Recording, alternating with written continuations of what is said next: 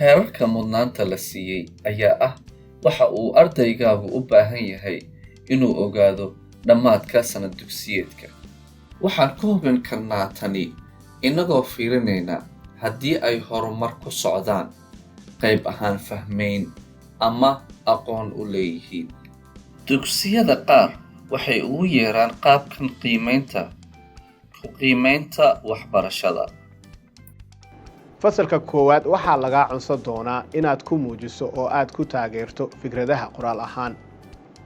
siyaabaha aad ku muujin karto tani waa qor sheeko adoo sharaxayo ugu yaraan 3 faahfaahin wixii dhacay. tusaale ahaan waxaa ka warrami karaa wixii aan saaki qabtay. marka hore waxaan ku soo toosay saacadeyda oo qaylinayso.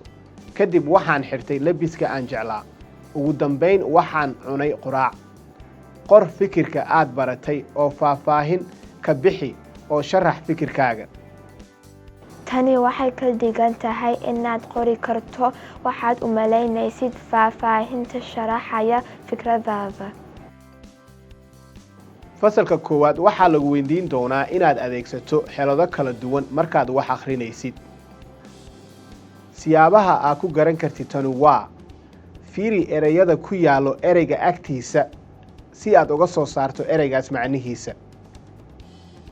tan macnaheedu waa inaad tilmaami karto ereyga iyo macnihiisa oo adeegsato dhammaan waxyaabaha aad soo baratay. ku dhawaaq ereyga ka fiiri qaamuuska. fasalka koowaad waxaa lagu weydiin doonaa inaad akhriso oo aad fahanto suugaanta iyo qoraalka macluumaadka. waxaad ku tusi kartaa inaad taqaanid sida loo sameeyo tan adoo adeegsanaya calaamadda comma ama jajab si aad u muujiso liiska waxyaabaha.